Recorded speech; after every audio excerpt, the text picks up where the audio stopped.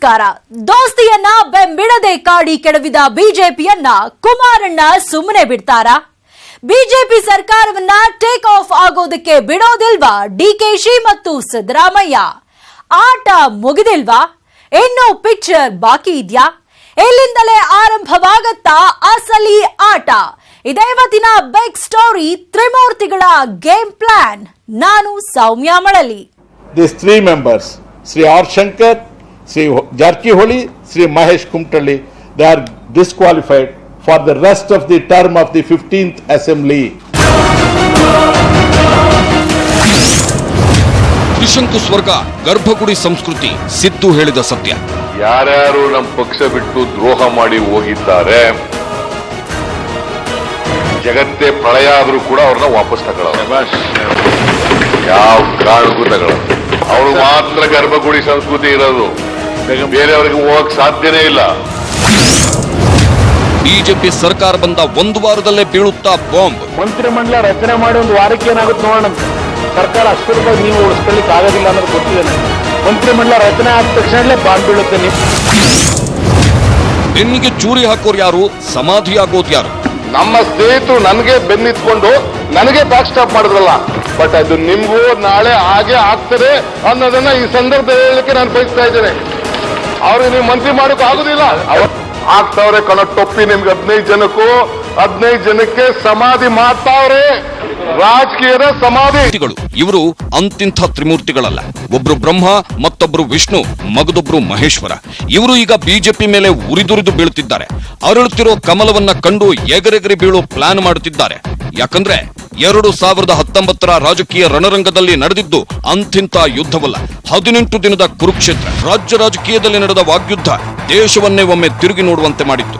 ಯಾಕಂದ್ರೆ ಮಹಾಯುದ್ಧದಲ್ಲಿ ಕೌರವರು ಪಾಂಡವರು ಹಸ್ತಿನಾಪುರಕ್ಕೆ ಹೇಗೆ ಸಮರಕ್ಕಿಳಿದಿದ್ರು, ಅದೇ ರೀತಿ ಕರ್ನಾಟಕಕ್ಕಾಗಿ ಭಲೆಯ ನಾಟಕವಾಡ್ತಾ ರಣರಂಗದಲ್ಲಿ ಖಡ್ಗ ಮಸೆದಿದ್ರು ಬಿಜೆಪಿ ಮತ್ತು ದೋಸ್ತಿ. ಆದ್ರೆ 18 ದಿನಗಳ ಕಾಲ ನಡೆದ ರಾಜ್ಯ ಮಹಾಯುದ್ಧದಲ್ಲಿ ಬಿಜೆಪಿ ದೋಸ್ತಿಯನ್ನ ಕುಟ್ಟಿ ಕೆಡವಿ ಹಾಕಿತು.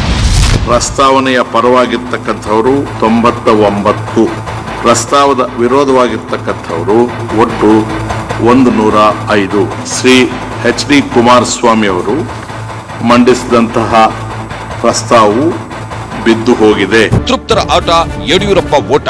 ಕೊನೆಗೂ ದೋಸ್ತಿಗಳನ್ನ ಕುಟ್ಟಿ ಕೆಡವಿದೆ. ಪ್ರತಿದಿನವೂ ಒಂದಲ್ಲ ಒಂದು ಚೆಕ್ ಮೇಟ್ ಇಡ್ತಾ ಕುಮಾರಸ್ವಾಮಿಯನ್ನ ಸಿಎಂ ಸ್ಥಾನದಿಂದ ಕೆಳಗಿಳಿಸಿದ್ದಾಗಿದೆ. ಆದ್ರೆ 18 ದಿನಗಳಲ್ಲಾದ ಪ್ರತಿ ಬೆಳವಣಿಗೆಯಲ್ಲೂ ತ್ರಿಮೂರ್ತಿಗಳು ರವ ಉರಿದುರಿದು ಬಿದ್ರು. ಯಡಿಯೂರಪ್ಪ ಸರ್ಕಾರ ರಚಿಸೋದೇ ಆದ್ರೆ ಆ ಸರ್ಕಾರವನ್ನ ಬೀಳಿಸ್ತೀವಿ ಅನ್ನೋ ಶಪಥಗೈದ್ರು. ಆ ಅತೃಪ್ತರನ್ನ ಹೇಗೆ ಮಂತ್ರಿಗಳನ್ನಾಗಿ ಮಾಡ್ತಿರೋ ನೋಡೇ ಬಿಡ್ತೀವಿ ಅಂದ್ರು. ಯಾಕಂದ್ರೆ ಈ ತ್ರಿಮೂರ್ತಿಗಳ ಎದೆಯಲ್ಲಿ ಹೊತ್ತಿ ಉರಿಯುತ್ತಿತ್ತು ಧಗಧಗಿಸೋ ದ್ವೇಷದ ಬೆಂಕಿ. ಎಸ್, ದೋಸ್ತಿ ಸರ್ಕಾರದ ತ್ರಿಮೂರ್ತಿಗಳು ಎಂದೇ ಫೇಮಸ್ ಆಗಿರೋ ಡಿಕೆ ಶಿವಕುಮಾರ್, ಸಿದ್ದರಾಮಯ್ಯ, ಎಚ್ ಡಿ ಕುಮಾರಸ್ವಾಮಿ ಎದೆಯಲ್ಲಿ ಬೆಂಕಿ ಧಗ ಅಂತ ಉರಿತಾ ಇದೆ. ಬಿಜೆಪಿಗೆ ಸಿಕ್ಕ ಗೆಲುವು ಕಂಡು ಅವರ ರಕ್ತ ಕೊತ ಅಂತ ಕುದಿತಾ ಇದೆ. ಯಾಕಂದ್ರೆ ಅವರ ಲೆಕ್ಕದಲ್ಲಿ ಯಡಿಯೂರಪ್ಪಗೆ ಸಿಕ್ಕ ಈ ಗೆಲುವಿನ ಹಿಂದಿರೋದು ದೋಸ್ತಿ ಸರ್ಕಾರದ ಅತೃಪ್ತರು. ಆ ಅತೃಪ್ತರಿಂದಲೇ ಕುಮಾರಸ್ವಾಮಿ ಕುರ್ಚಿ ಕಳ್ಕೊಂಡಿದ್ದು, ಸಿದ್ದರಾಮಯ್ಯಗೆ ಬೇಜಾರಾಗಿದ್ದು, ಡಿಕೆಶಿಗೆ ಹೊಟ್ಟೆ ಉರಿದಿತ್ತು. ಶ್ರೀ ಎಚ್ ಡಿ ಕುಮಾರಸ್ವಾಮಿ ಅವರು ಮಂಡಿಸಿದಂತಹ ಪ್ರಸ್ತಾವವು ಬಿದ್ದು ಹೋಗಿದೆ. ನನಗೆ ಹೊಟ್ಟೆ ಉರಿತಾ ಇದೆ ಅಧ್ಯಕ್ಷರೇ, ಹೊಟ್ಟೆ ಉರಿತಾ ಇದೆ ಅಧ್ಯಕ್ಷರೇ. ನನಗೆ ತಡ್ಕೊಳ್ಳೋ ಆಗ್ತಾ ಇಲ್ಲ. ಜಗತ್ತೇ ಪ್ರಳಯ ಆದ್ರೂ ಕೂಡ ಅವ್ರನ್ನ ವಾಪಸ್ ತಗೊಳ್ಳೋದು, ಯಾವ ಕಾರಣಕ್ಕೂ ತಗೊಳ್ಳೋದು. ಕೇಳಿದ್ರ ಡಿಕೆ ಶಿವಕುಮಾರ್ ಹೇಳಿದ ಮಾತನ್ನ? ಅತೃಪ್ತರು ಕೈ ಕೊಟ್ಟಿದ್ದಕ್ಕೆ ಸದನದಲ್ಲೇ ಹೊಟ್ಟೆ ಉರಿತಿದೆ ಅಂದ್ರು. ಇನ್ನು ಸಿದ್ದರಾಮಯ್ಯ ಪ್ರಳಯನೇ ಆದ್ರೂ ಅತೃಪ್ತರನ್ನ ಮತ್ತೆ ಸೇರಿಸಲ್ಲ ಅಂದ್ರು. ಈ ಎಲ್ಲ ಹಗ್ಗಜಗ್ಗಾಟಕ್ಕೆ ವಿಶ್ವಾಸಮತ ಯಾಚನೆ ಮಾಡಿದ ಕುಮಾರಸ್ವಾಮಿ ಬಹುಮತ ಇಲ್ಲದೆ 99 ಮಾರ್ಕ್ಸ್ ತೆಗೆದುಕೊಂಡು ಸಿಎಂ ಕುರ್ಚಿಯಿಂದ ಜಾರಿದ್ರು. ಇಷ್ಟೆಲ್ಲ ಆಗಿದ್ದು 15 ಅತೃಪ್ತರಿಂದ ಅನ್ನೋದು ಮೇಲ್ನೋಟವಾದ್ರೆ ಒಳನೋಟವೇ ಬೇರೆ ಇದೆ.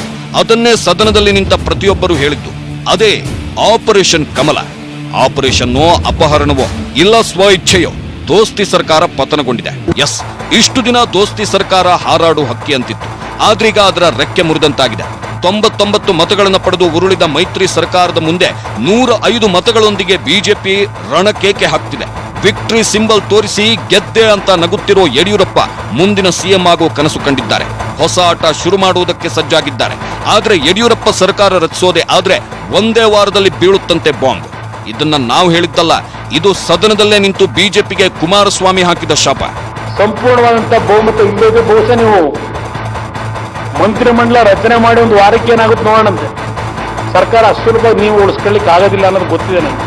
ಮಂತ್ರಿಮಂಡಲ ರಚನೆ ಆದ ತಕ್ಷಣಲೇ ಬಾಂಬ್ ಬೀಳುತ್ತೆ. ಕುಮಾರಸ್ವಾಮಿ ಹೇಳಿದ ಬಾಂಬ್ ಕಥೆನ ಅಂದ್ರೆ ಬಿಜೆಪಿ ಸರ್ಕಾರ ರಚಿಸಿದ್ರೆ ಒಂದೇ ವಾರದಲ್ಲಿ ಬಾಂಬ್ ಬಂದು ಬೀಳುತ್ತಾ, ಮಂತ್ರಿಮಂಡಲ ರಚಿಸದಂತೆ ಬಾಂಬ್ ಢಮಾರಂದು ಸರ್ಕಾರವನ್ನ ಕೆಡವುತ್ತಾ ಗೊತ್ತಿಲ್ಲ.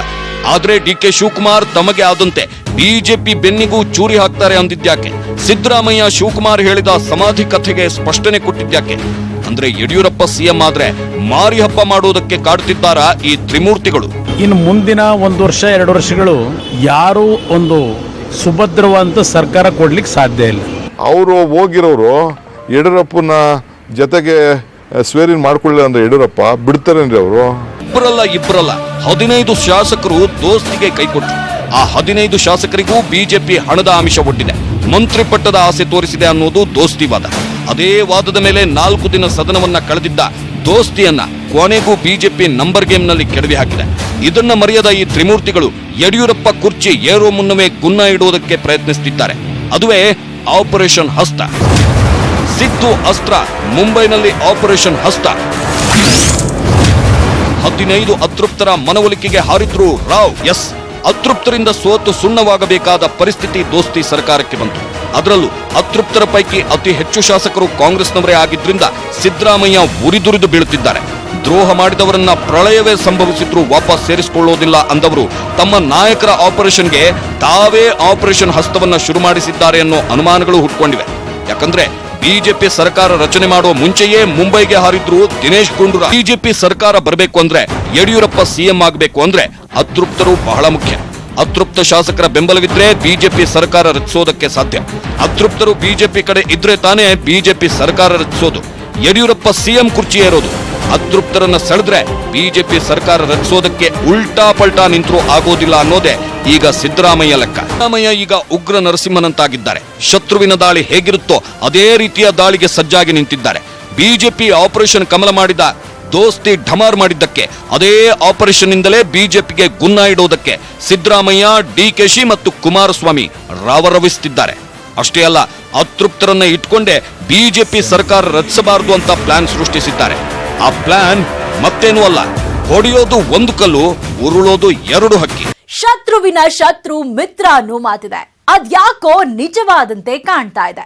ಯಾಕಂದ್ರೆ 2018ರ ಎಲೆಕ್ಷನ್ ನಲ್ಲಿ ಶತ್ರುಗಳಂತೆ ಇದ್ದ HDK ಅಂಡ್ ಸಿದ್ದು ಮಿತ್ರರಾಗಿ ಬಿಜೆಪಿಗೆ ಗುನ್ನ ಇಟ್ಟು ಮೈತ್ರಿ ಪಕ್ಷ ಕಟ್ಟಿದ್ರು. ಆದ್ರೆ ಈಗ BSY ದೋಸ್ತಿ ಸರ್ಕಾರವನ್ನ ಸೋಲಿಸಿ ಕಮಲ ಸರ್ಕಾರವನ್ನ ತರೋ ಆತುರದಲ್ಲಿದ್ದಾರೆ. ಈಗ ಮತ್ತೆ ಸಿದ್ದು ಕುಮಾರಣ್ಣ ಒಗ್ಗಟ್ಟಾಗಿದ್ದು BSYಗೆ ಕೆಡ್ಡ ತೋಡ್ತಿದ್ದಾರೆ.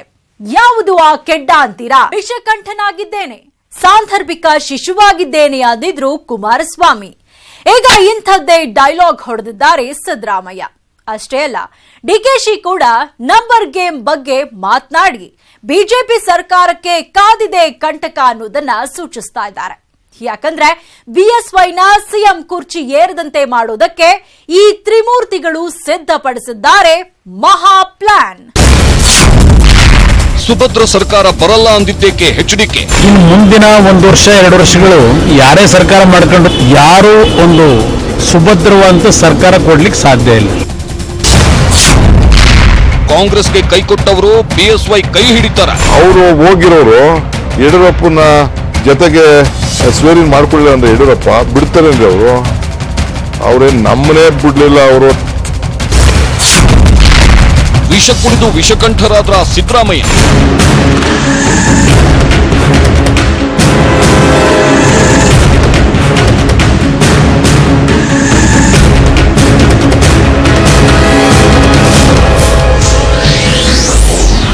ಯಡಿಯೂರಪ್ಪ ಸಿಎಂ ಆಗಬೇಕು ಅಂದ್ರೆ ನಂಬರ್ ಗೇಮ್ ಮುಖ್ಯ. ಸದ್ಯಕ್ಕೆ 15 ಶಾಸಕರು ಸದನಕ್ಕೆ ಚಕ್ಕರ್ ಹೊಡೆದಿದ್ರಿಂದ ಮೈತ್ರಿ ಸರ್ಕಾರ ಉರುಳಿದೆ. ಆದ್ರೆ ಯಡಿಯೂರಪ್ಪನವರನ್ನ ಯಾವುದೇ ಕಾರಣಕ್ಕೂ ಸಿಎಂ ಆಗುವುದಕ್ಕೆ ಬಿಡಬಾರದು ಅಂತ ಡಿಕೆಶಿ, ಸಿದ್ದು, ಕುಮಾರಣ್ಣ ಪಣ ತೊಟ್ಟಿದ್ದಾರೆ ಅನ್ನೋ ಅನುಮಾನಗಳು ದಟ್ಟವಾಗ್ತಿದೆ.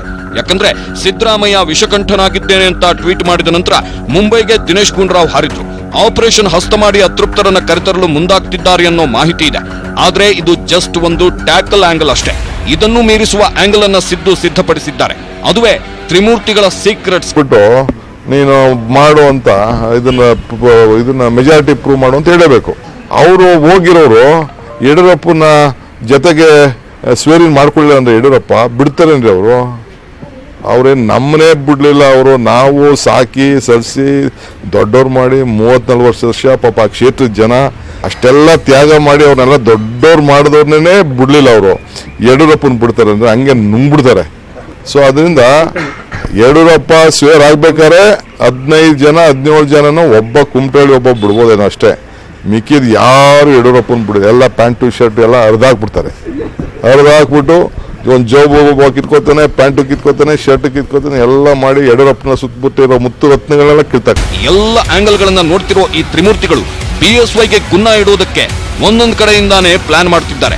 ಆಪರೇಷನ್ ಹಸ್ತ ಸಕ್ಸಸ್ ಆದ್ರೆ ಬಿಎಸ್ವೈ ಅವರನ್ನ ಸಿಎಂ ಆಗೋದಕ್ಕೆ ತ್ರಿಮೂರ್ತಿಗಳು ಬಿಲ್ಕುಲ್ ಬಿಡೋದಿಲ್ಲ. ಒಂದು ವೇಳೆ ಬಿಎಸ್ವೈ ಸಿಎಂ ಆಗಿದ್ದೆ ಆದ್ರೆ ಒಂದೇ ವರ್ಷದಲ್ಲಿ ಕೆಳಗಿಳಿಸುವ ಪ್ಲಾನ್ ಮಾಡಿದ್ದಾರಂತೆ. ಇನ್ನು ಮುಂದಿನ 1 ವರ್ಷ 2 ವರ್ಷಗಳು ಯಾರೇ ಸರ್ಕಾರ ಮಾಡ್ಕೊಂಡು ಯಾರು ಒಂದು ಸುಭದ್ರವಾದಂತ ಸರ್ಕಾರ ಕೊಡ್ಲಿಕ್ಕೆ ಸಾಧ್ಯ ಇಲ್ಲ. ಯಾರೇ ಈ ರಾಜ್ಯದಲ್ಲಿ ಮುಂದಿನ ನಾಯಕತ್ವ ವಹಿಸ್ಕೊಂಡ್ರು ಸರ್ಕಾರ ಸುಭದ್ರವಾಗಿರ್ಲಿಕ್ಕೆ ಸಾಧ್ಯ ಇಲ್ಲ ಅಂತಕ್ಕಂಥದ್ದನ್ನ ಕೇಳಿದ್ರಲ್ಲ, ಇನ್ನೊಂದು ವರ್ಷವಷ್ಟೇ ಯಾರೇ ಅಧಿಕಾರಕ್ಕೆ ಬಂದರೂ ಕೆಳಗಿಳಿಯುತ್ತಾರೆ ಅಂತಿರೋ ಎಚ್ ಡಿ ಕುಮಾರಸ್ವಾಮಿ ಅವರ ಮಾತನ್ನ ಯಾಕೆ ಹಿಂಗ್ ಹೇಳ್ತಿದ್ದಾರೆ ಅಂದ್ರೆ, ಬಿಎಸ್ವೈ ಸಿಎಂ ಆಗಿದ್ದೆ ಆದ್ರೆ ಮುಂದಿನ ದಿನಗಳಲ್ಲಿ ಕಲಾಪದಲ್ಲಿ ಆಡಳಿತ ಪಕ್ಷದ ಮೇಲೆ ಜೆಡಿಎಸ್ ಮತ್ತು ಕಾಂಗ್ರೆಸ್ ಒಂದಾಗಿ ಎರಗೋ ಚಾನ್ಸ್ ಹೆಚ್ಚಿದೆ. ಯಾಕಂದ್ರೆ ಈ ಹಿಂದೆ ಒಂದಾಗಿದ್ದ ಜೆಡಿಎಸ್ ಮತ್ತು ಕಾಂಗ್ರೆಸ್ ನಾಯಕರು ಯಡಿಯೂರಪ್ಪನವರನ್ನ ಜೈಲಿಗೆ ಅಟ್ಟೋ ಲೆವೆಲ್ಗೆ ಪಣ ತೊಟ್ಟಿದ್ರು. ಇದೀಗ 15 ಅತೃಪ್ತರಿಂದ ದೋಸ್ತಿಗೆ ಗುನ್ನ ಇಟ್ಟ ಯಡಿಯೂರಪ್ಪನವರನ್ನ ಸುಮ್ಮನೆ ಬಿಡ್ತಾರ? ಇವರ ಮಾತುಗಳನ್ನ ಕೇಳ್ತಿದ್ರೆ ಅನ್ನಿಸ್ತಿರೋದಿಷ್ಟೇ, ಆಟ ಮುಗಿದಿಲ್ಲ, ಈಗ ಶುರು ಅನ್ನೋದು. ಸಿದ್ದರಾಮಯ್ಯ, ಡಿಕೆಶಿ, ಕುಮಾರಸ್ವಾಮಿ ಈ ಮೂವರು ಒಂದಾಗಿ ಬಿಎಸ್ವೈ ಸರ್ಕಾರವನ್ನ ಅಲುಗಾಡಿಸಬಹುದು ಅನ್ನೋ ಅನುಮಾನಗಳು ಕಾಡ್ತಾ ಇದೆ. ಅದರ ಜೊತೆಗೆ ಈಗ ಸಿಎಂ ಆಗಿದ್ದೇ ಆದ್ರೆ ಅತೃಪ್ತರ ಕಥೆ ಇತ್ಯರ್ಥವಾಗಿಲ್ಲ. ಏನಾಗುತ್ತೋ ಗೊತ್ತಿಲ್ಲ. ಹಾಗಾದ್ರೆ ಯಡಿಯೂರಪ್ಪ ಸಿಎಂ ಆಗ್ತಾರಾ ಇಲ್ವಾ? ಹೈಕಮಾಂಡ್ ಏನ್ ಹೇಳ್ತಾ ಇದೆ ಅದನ್ನ ತೋರಿಸ್ತೀವಿ ಬ್ರೇಕ್ ಆದ್ಮೇಲೆ.